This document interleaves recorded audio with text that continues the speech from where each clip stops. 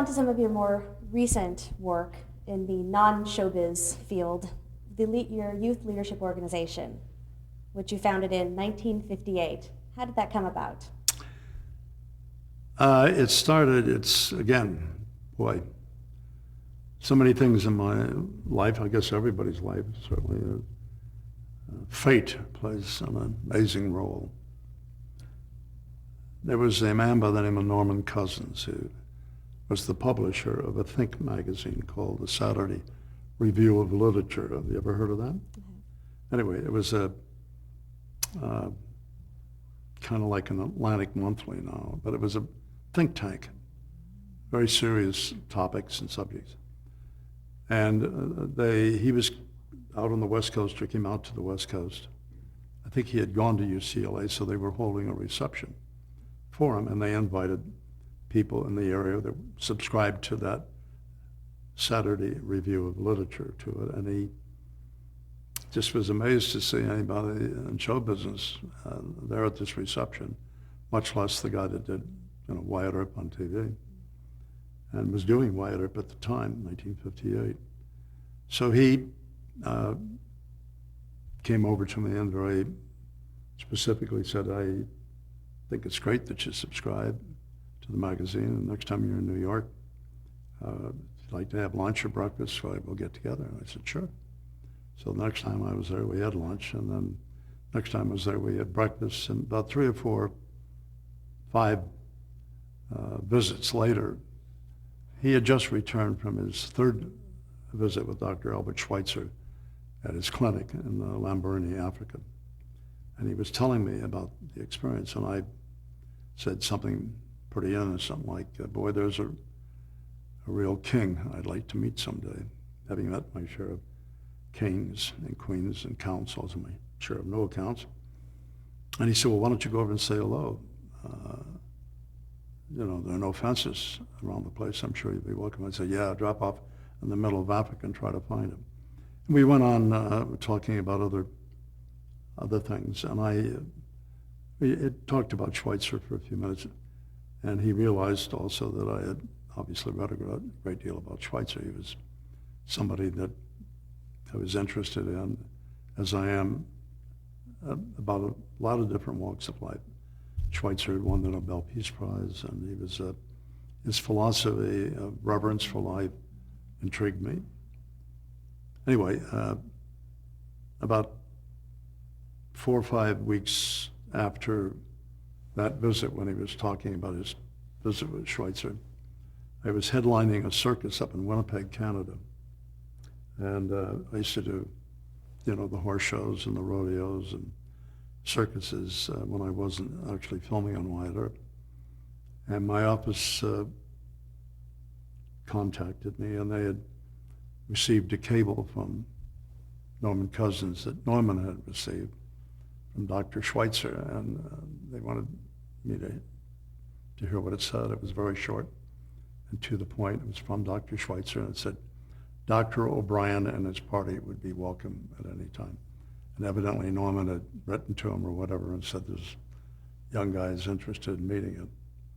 So he thought I was a doctor. It took me about a week, 10 days to change all my plans or all my schedules, and got on a plane and flew over to Douala, Africa, which is right under the Hook, and then inland about 900 miles to the Ogawa River and Lambaréné, and then 9 miles upstream to the clinic, which is the Schweitzer Clinic.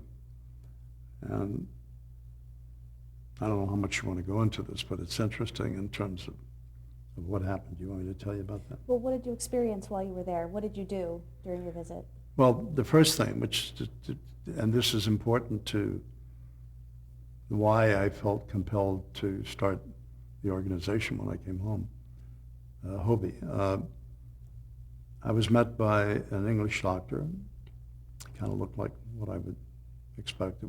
First of all, dirt airstrip at the time. This is about the 4th plane it took to get over there. The nose of the plane literally touching the edge of the jungle, and this guy kind of looked like what I expected. He had a pith helmet, khaki shirt, khaki shorts, looked like a big old Boy Scout. He took me down to the Ogawaga River and put me in this pirogue, which is a huge canoe cut out of a log, and there were 6 people that provided the paddle power. And there wasn't a loincloth among them. They all had on T-shirts, baseball caps, or sandals, or shoes, or shorts. And one of them had a Texas Aggie T-shirt. Where he got it, I don't know, but that's what he was doing. And about 4 or 5 minutes into paddling upstream, they had this terrific chant. There was an extra paddle, and I picked it up and started paddling. And I realized a few moments later that all these men had something very much in common besides the color of their skin. They were all black men, but all of them had a major bandage on their neck, arms, back.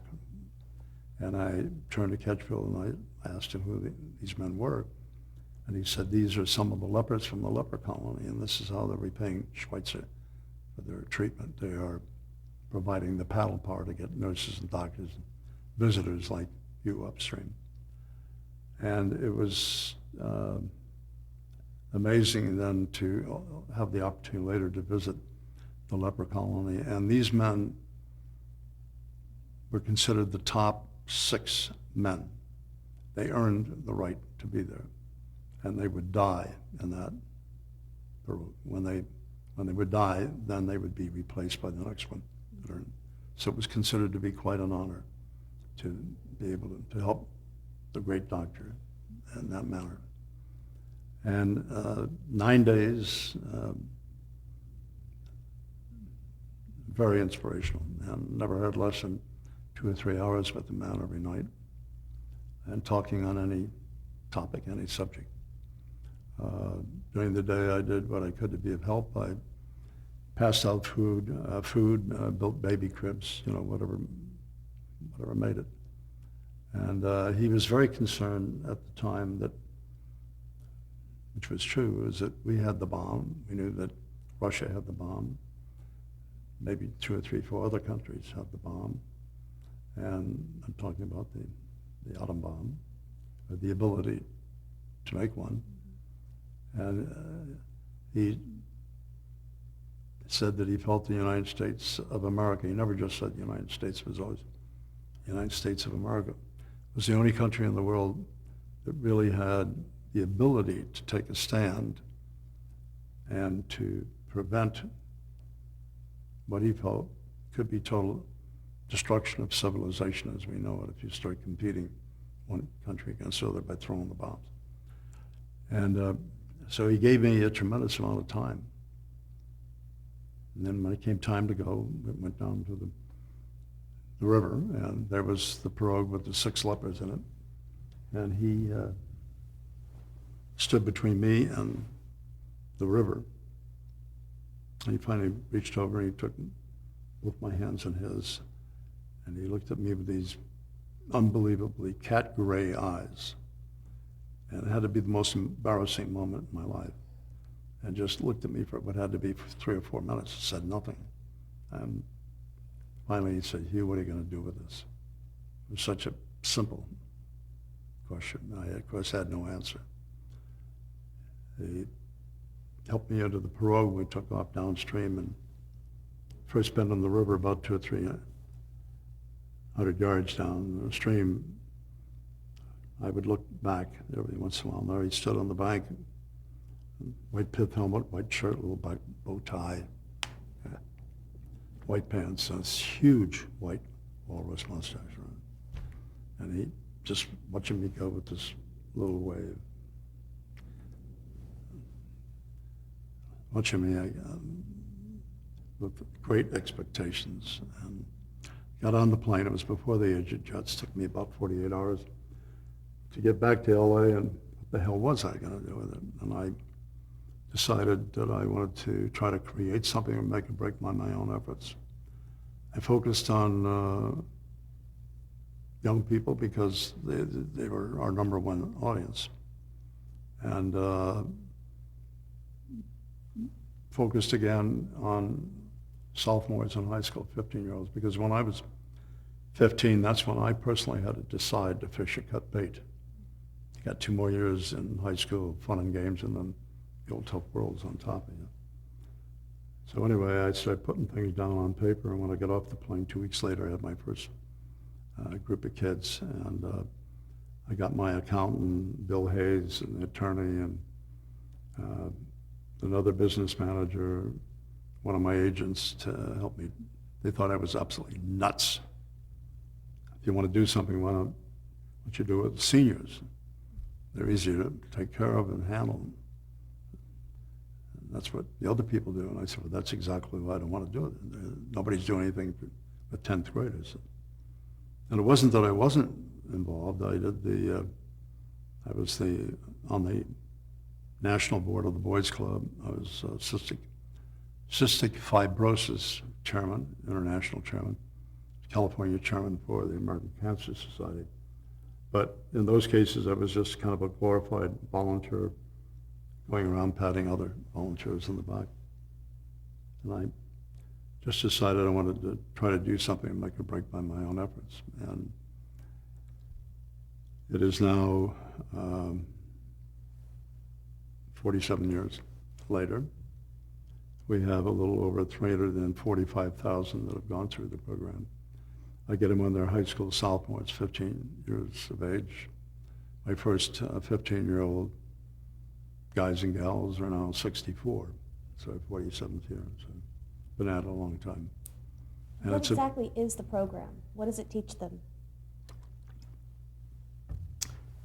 The whole backbone of it is not to teach them what to think, but how to think, and what the thinking process is, and how do you get from point A to point B. We empower them, or try to understand that your future is totally dependent on you in terms of belief in yourself. And each and every individual, I truly believe this, has inside them a magic genie if they would just let it out. And so what we try to do is to focus and have them focus on their potential, but also trying to make it very clear that if you're going to be successful in something, it will be because you enjoy doing it. So try to find a job that you enjoy doing, that you want to get up in the morning. And you really can begin, in this country, especially in the United States, you got the freedom to choose, which is a word that we use, freedom to choose, to be anything that you want to be. If you want to be a bum, you better start thinking about what kind of a bum you want to be. But we now, of the 345,000 that have been through the program, 100% have graduated from high school, 100%. We have about 99.8 or 9% that go on to college. We have a huge number that get their doctorates. We now average 100 or more up in Capitol Hill at any given time. We always have 13 or more at the White House. Between 300 and 400 State Department all over the world. All different kinds of jobs, disciplines, but they're out there running things. As far as TV is concerned, the senior VP of daytime programming at NBC is one of my kids. The governor of Arkansas, Mike Huckabee, is one of my kids. It's just amazing. We just put two more on our board. One of them is the senior manager of Morgan Stanley. The other one is the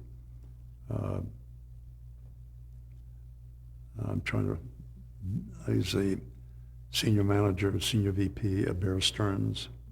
I mean, they're up there running things. And my first ones are now beginning to think about retiring. So we've been doing it a long time. But what it is bringing this age group.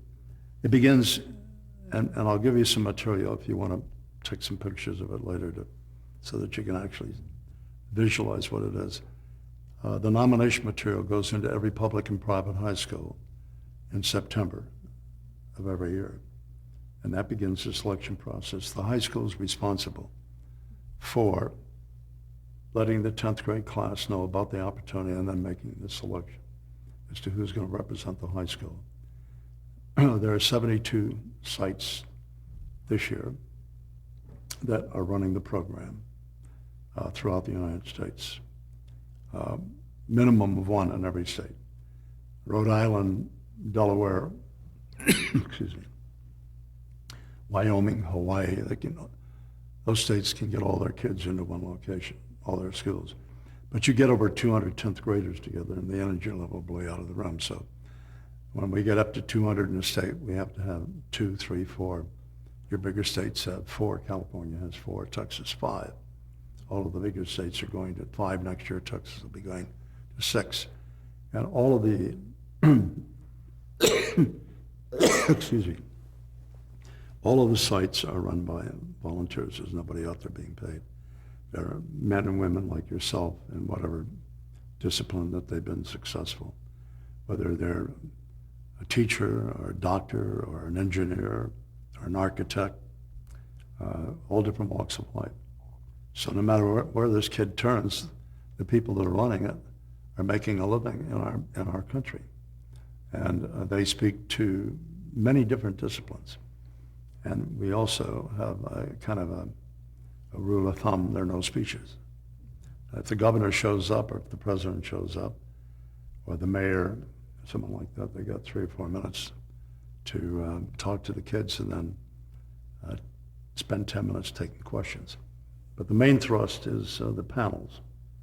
There are 3 to 6 people on a panel, whatever the discipline is. We cover space, energy, international trade, marketing, retailing, the business of sports, medicine in the 21st century, entrepreneurship, media. That's an interesting panel because we insist, besides the printed word, we also have somebody from radio, somebody from TV. And one of the first questions usually is, how come people don't write about the good things, kids? Why you're always writing about the bad things? And the answer is pretty simple. It's because the tough things, the bad things, that's what makes news. Good kids don't make news. And we try to show them the rewards of being responsible and members of their community. We also insist that part of their payback, you can't demand it, but I've been pretty lucky in getting it. They have to put in a minimum of 100 hours in their community when they go home in community service. So it's been very successful. I would say the average volunteer team that puts on the seminars, the 3 to 4 days, they either begin on a Thursday through Sunday or on a Friday. They come together, whether it be a hotel or a campus. They have a minimum of 7 topics during that period of time, and they all take place in the spring. First ones begin in March, and then they finish about mid-June. And the local site can choose what weekend, what is best for them. If you have a predominantly group of people that are in the accounting business, and you do it away from the tax season, you do it after. But it's just a super way to put your arms around tomorrow in a very cost-effective way. Do you feel that it's accomplished the goals that you set out for it? A lot of them, but my goals are endless in terms of what I still work towards and what I believe in, which is the empowerment of the individual and the realization and how special it is that you are privileged to be born in this country. The culmination of all of our local programs that run on spring, we'll have over 10,000 high schools attending this year. The culmination is our Super Bowl, which is our 8-day World Leadership Congress. It's called World Leadership Congress because we'll have at least 25 to 35 other countries that send me the same age group, 15, 16-year-old 10th graders. And last year, for the first time, besides Russia and Germany and England and Japan and China, Korea, Taiwan, Canada, Mexico, we had our first kids from Iraq. 5 boys and girls. It was, matter of fact, I'll give you a copy of the picture because I'd like you to show that. You will never see happier faces in your life. They've been teaching English over there for 5 years. A lot of people don't know that. But this came about because it turned out we had 3 alumni in our coalition provisional authority there. And they decided to put on a Hobie motivational program for about 220 some high schools within a 50-mile radius of Baghdad. And then they narrowed that down to these 5 boys and girls and 3 teachers. And when you look at the picture, the lady on the left, the teacher, she has a scarf over her head, 5 weeks ago was kidnapped, and about 5 days later was strangled. It just brings that whole problem over there so close. And our guys and gals knew about it before anybody else, simply because of email. Mm-hmm. And these countries that carry on this communication, which today is instant because of email and the internet, just amazing. But I have a lot of dreams still. One of them just came to fruition this last spring, and we're now doing quite a few more. And we call it 5th grade prep. It's a Hobie 5th grade prep. Hobie, H-O-B-Y, is short for my name, Hugh O'Brien Youth. And the website, if anybody wants to look it up, is hoby.org for organization. And I've been talking about it for a year or so, and when I'm together with alumni or whatever, we'll talk about it. This little gal in New York decided she wanted to do it. So she called me with her parents and said, well, how do I do it? I said, you know how to do it. How do I know? I said, you just went through it. So take whatever the elements were that all the good things that you got out of the Hobie thing, and just make it happen. For the 5th graders, you go in the classroom at 8 in the morning, shut the door, and that's it until 3 in the afternoon. But you have to have the right mix.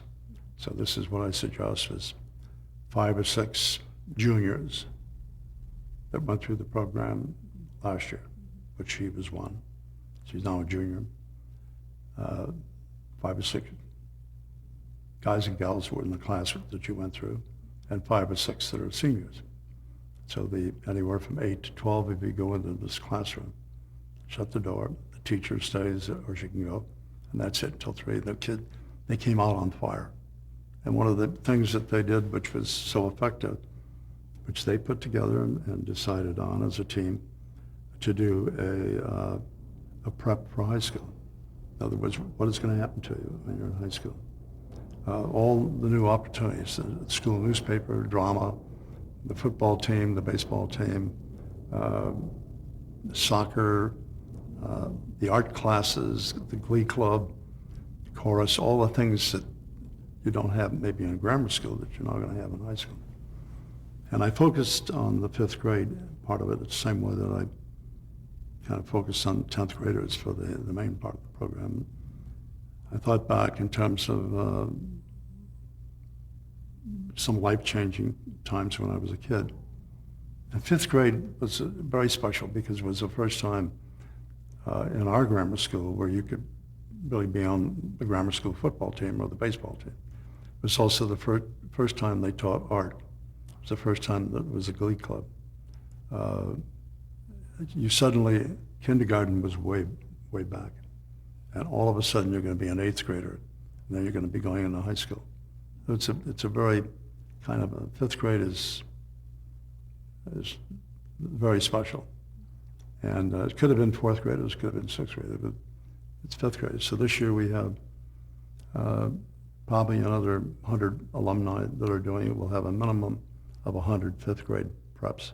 So it will grow and grow and grow because of the alumni making it happen. So. Well, now, because you're so involved with this organization, are you officially retired from acting? Are you officially retired from acting since you're so involved with your program? I don't know that I ever acted. I have a lot of directors that might agree with that. But I loved it, I enjoyed it. Would I do more? Sure, but my head is so much into what I'm doing now. And also, I'm going to be 80 in a few months. And when you get up to that age, I'm sure you're aware that you have to have a completion bond on any film or television show. And that insurance is very expensive. And it's there in case somebody drops dead on the set or because of age. So it's not too often you'll find somebody in my age bracket that is still working. Would I like to? Sure. If the right if the right role came along, why not?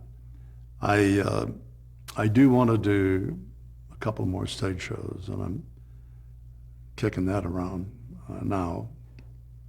And one of the main reasons is my lady, Virginia. We've been together about going on 18 years. She's never seen me on a stage, and that might be fun to do, whether it was Guys and Dolls or some of the other things that where you could still do the role. It wouldn't matter so much about the age. And that might happen. But the problem is that it takes, for something like that, takes a lot of time to rehearse, prepare, and then put it on. And right now I'm so busy with the sites around the country. I try to visit as many in the spring as I can. I'm supposed to get my knee operated on for the last couple of years, but you got to have for knee replacement, you should have a good 6 weeks where you're not traveling, and I don't have 6 weeks where I'm not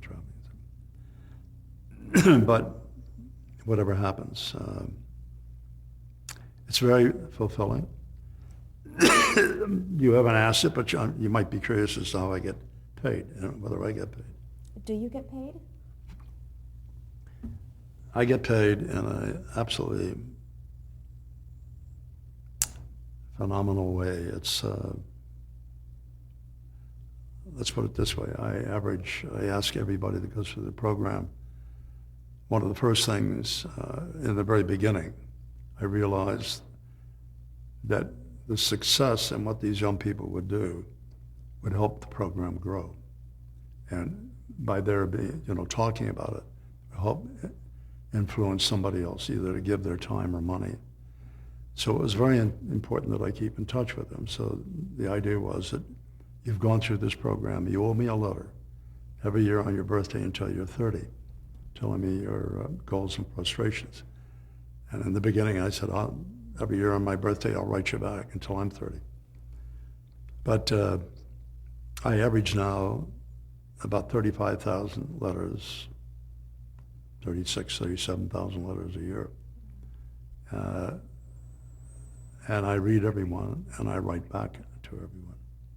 And you couldn't give me $1 million for one of those letters, so that's,